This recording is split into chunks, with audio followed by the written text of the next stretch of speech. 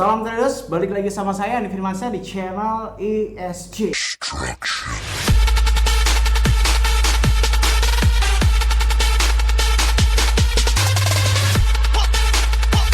Oke, kali ini saya akan membahas tentang suatu gejolak yang berhubungan dengan dunia cryptocurrency yang menurut saya ya. Jadi ini ya menurut pendapat saya pribadi aja sih, setelah saya beberapa tahun ini bermain cryptocurrency ya kan. Ada beberapa kejadian yang di sini sangat menarik untuk dibahas ya, terserah mau percaya atau enggak gitu kan.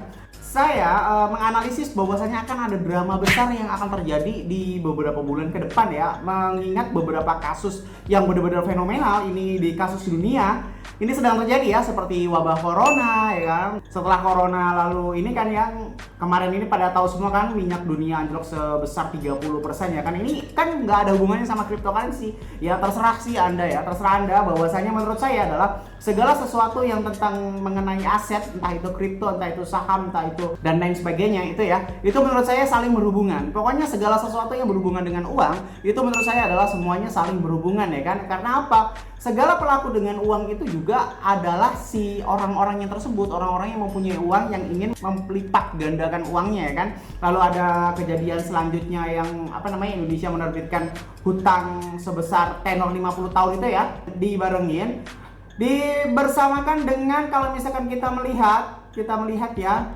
kemarin juga pada tahu kan bahwasanya USDT adalah sebuah simbolis dari si USD sendiri ya.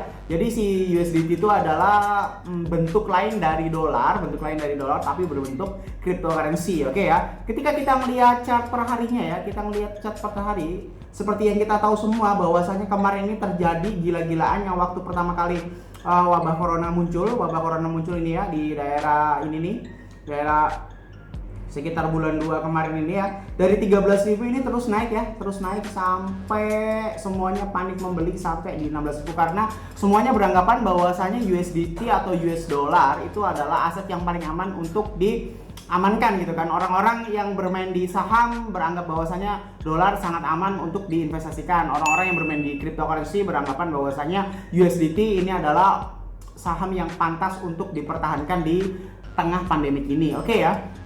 Jadi di sini kita bisa melihat bahwasanya puncaknya mencapai 17.000 dan beberapa yang seperti yang kita tahu konspirasi yang mau saya sampaikan adalah para elit global atau para elit dunia itu meminjamkan beberapa uang kepada kepada beberapa negara-negara yang dimana kita bisa tahu salah satunya adalah negara kita di Indonesia ya kan, memberikan hutang kepada semua negara yang terkena dampak corona. Padahal seperti yang kita tahu ya, silahkan, saya nggak mau ya karena nanti strike di YouTube ini. Silahkan kalian cari tahu sendiri tentang konspirasi corona. Itu menurut saya sedikit logis juga ya, tentang elit global dan pengendalian massal dan chip-chip itu. Silahkan, saya takut kena strike ya di sini karena YouTube sangat ketat sekali untuk peraturan seperti itu. Jadi silakan kalian cari sendiri pengertian yang saya maksud itu apa ya. Kalau misalnya udah ngerti baru balik ke video ini. Nah, bisa kita melihat bahwasanya di sini di area 17.000, lalu Indonesia gempar dengan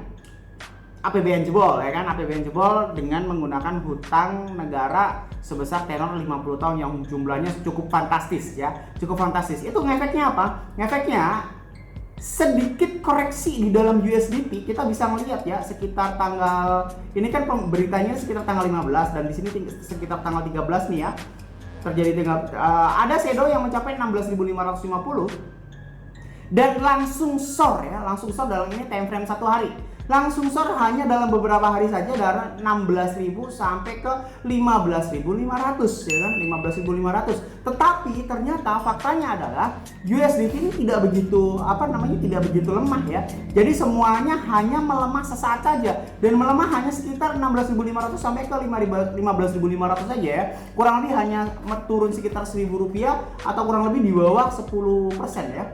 Sekitar 10%-an ya, kurang lebih 10%. Nah, bisa kita melihat bahwasanya di sini terjadi pump sedikit lagi mencapai ke 16.000 dan sekarang balik lagi ke 15.600. Jadi, menurut saya dari hutangnya negara ini sempat menurunkan dolar dari harga sekitar 17.000 sampai sekitar 15.500. Tetapi karena pandemik yang sekarang kita alami seperti virus corona, harga minyak dunia anjlok dan hutang Indonesia bertambah lagi, ya kan, ini akan mempengaruhi ke dalam harga USDT. Ini saya prediksi harga USDT akan terus naik walaupun stagnan secara perlahan, ya kan. Justru menurut saya ya, aset-aset cryptocurrency akan dimanipulasi. Maksudnya bagaimana, Bang? Pendapat saya seluruh aset cryptocurrency yang induk, kita nggak bicara yang receh ya. Kalau yang induk udah mati atau udah kesikat, yang receh apa kabar? Pasti semuanya langsung dam parah ya. Jadi drama yang akan saya ramal adalah drama antara permainan manipulasi di para koin induk seperti Bitcoin dan Ethereum. Jadi bagi kalian yang mempunyai investasi yang besar-besaran di bawah di atas 100 juta, 200 juta atau mungkin 1 miliar, menurut saya sekarang bukan saat yang tepat untuk di hold ya. Bukan saat yang tepat untuk nge-hold Bitcoin atau bukan saat yang tepat untuk nge-hold Ethereum dan lain sebagainya atau koin-koin induk yang lainnya, karena menurut saya dengan beberapa drama yang terjadi di dunia ini turun 30% dan ini lain sebagainya, para market maker, para whales dan para cukong ini sedang membuat pandemik di pola pikir kita, ya kan. Dia akan memanipulasi harga sedemikian rupa supaya dia bisa mengeruk seluruh keuntungan yang akan dia miliki. Maksudnya seperti apa?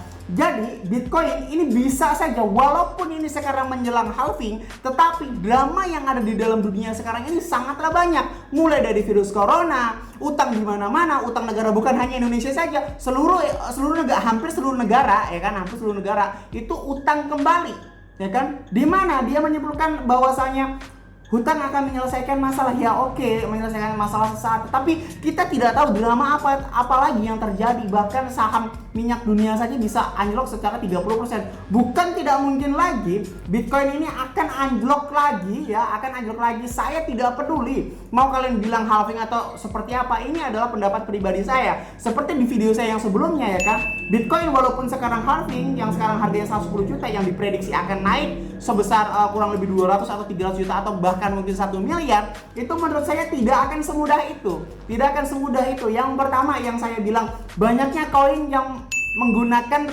regulasi atau utilitas semirip mungkin dengan Bitcoin, yang lebih murah dari Bitcoin, ya, seperti Tron, seperti Ethereum. Jadi nggak mungkin semua pilihan, nggak mungkin semua chase yang di dalam masyarakat cryptocurrency ini memilih Bitcoin. Jadi menurut saya harga Bitcoin ini akan cenderung akan turun. Ditambah lagi banyaknya market yang leverage trading itu berasumsi bukan hanya naik tapi berasumsi juga turun itu bisa profit. Jadi tidak semua orang ini akan membeli Bitcoin, bisa jadi banyak yang menjual Bitcoin, ya kan. Terus ditambah lagi banyaknya drama, terus kita melihat bahwasannya ini kebaca banget. Terserah kalau misalnya kalian nggak ngerti, ya saya jelasin sedikit. Jadi si yang beri utang Indonesia itu memberikan semacam kayak utang sekian triliun gitu kan, utang sekian triliun, hanya menurunkan sedikit saja dolar, tetapi ternyata ngefeknya hanya segini aja damnya gitu, hanya sekitar 15.400 saja, dan sekarang udah naik secara perlahan. Bukan tidak mungkin nanti semakin banyak drama yang ada di dunia ini, mungkin dolar yang akan lebih kuat, elit global yang akan lebih kuat. Nah, apa yang dilakukan para whales, apa yang dilakukan para market maker, yang mungkin menurut saya mereka akan memanipulasi, dan dia sudah tahu duluan, mereka akan mendam seluruh harga yang ada di market ini, entah itu saham, entah itu Bitcoin dan lain sebagainya. Dan apa yang akan terjadi? Yang terjadi adalah memberikan kepanikan massal kepada kalian semua agar menjual seluruh aset kalian. Dan yang dilakukan oleh para elit kripto atau elit global atau elit saham atau elit apapun itu menserok harga yang paling bawah, karena yang paling tahu harga yang akan terjadi selanjutnya adalah para penguasa saham, para whales, para paus dan lain sebagainya. Jadi video ini saya sampaikan untuk memperingatkan Anda semua, bagi Anda yang sedang menghold atau sedang menginvestasikan dalam jumlah yang ratusan juta, lebih baik menunggu momentum, ya kan? Lebih baik kalian kalau misalkan bermain investasi, lebih baik bermain momentum. Lalu kita bagaimana cara mendapatkan penghasilannya misalkan, ya. Jadi jangan bermain terlalu besar dulu, ya kan, main hanya sekitar 5-10 juta, itu pun hanya di market leverage saja. Market spot trading ini sedang tidak saya rekomendasikan sama sekali, ya, karena akan ada drama besar yang silahkan kalian percaya atau nggak percaya gitu kan. Entah drama ini akan memanipulasi harga Bitcoin langsung langsung ke atas, lalu akan mencari korban, ya kan, mencari korban order buy-nya lalu akan didam kembali, atau mungkin kalian akan dibuat panik secara massal, bisa-bisa Bitcoin seperti yang tahun sekitar 2017-2018 itu ya, sekitar balik lagi ke harga 50 juta dan dibuat kepanikan massal sedemikian rupa membuat volume Bitcoin itu sangat turun drastis ya. Tetapi apa yang terjadi ketika semua orang telah melupakan utilitas Bitcoin, ketika semua orang telah melupakan kenapa Bitcoin tidak bergerak dan mereka semua memutuskan bahwasanya serentak cut loss atau menjual seluruh asetnya, dan di situ ternyata para whales, para paus, para market maker telah mempersiapkan diri memborong seluruh Bitcoin yang Anda jual, akhirnya ditaikan sekarang menjadi harga 100 juta.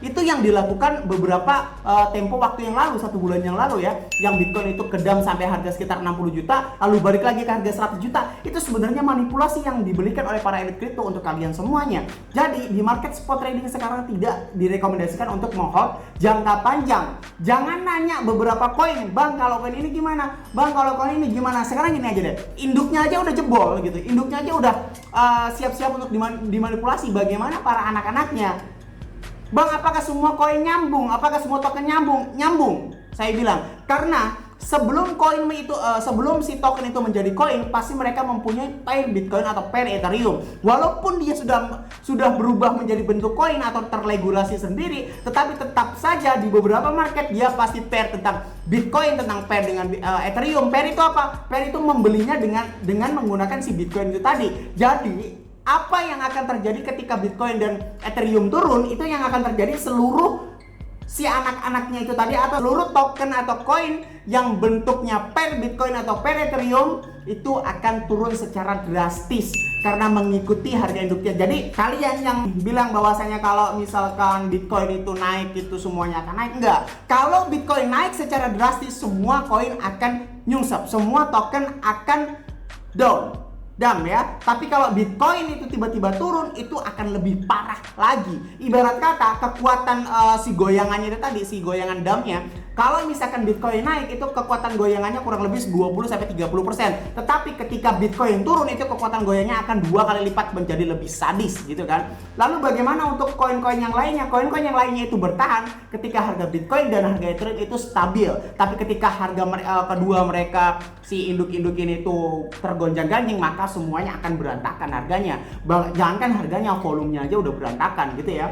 Jadi bagi kalian para holder yang ratusan juta, saya sarankan untuk keluar dari market sekarang ya kan. Menunggu momen saja bagaimana nanti akan dimanipulasinya. Apakah akan terjadi pump secara besar-besaran, apakah akan terjadi gak besar-besaran. Bang, kalau misalkan pump besar-besaran bukan manipulasi. Tetap aja manipulasi ya, tetap aja manipulasi. Seluruh harga yang tiba-tiba naik secara drastis itu menurut saya adalah 99,99% itu adalah manipulasi yang diberikan oleh para market maker dan para paus untuk menjebak kalian agar masuk ke dalamnya, lalu mereka akan menginstan secara massal dan Anda akan ya tiba-tiba begitu saja, oke kan? Tiba-tiba bingung yang akan Anda lakukan gitu, oke? Jadi semoga bermanfaat. Inti dari video ini, jangan menghold di spot trading dulu, tunggu momentum, oke? Karena banyak drama-drama yang akan terjadi di dunia ini. Semoga bermanfaat, jangan lupa klik like, comment, and subscribe ya. Logikanya kalau misalnya kalian nggak subscribe, ngapain saya buat video lagi? Saya Andi Firmansyah, salam trader.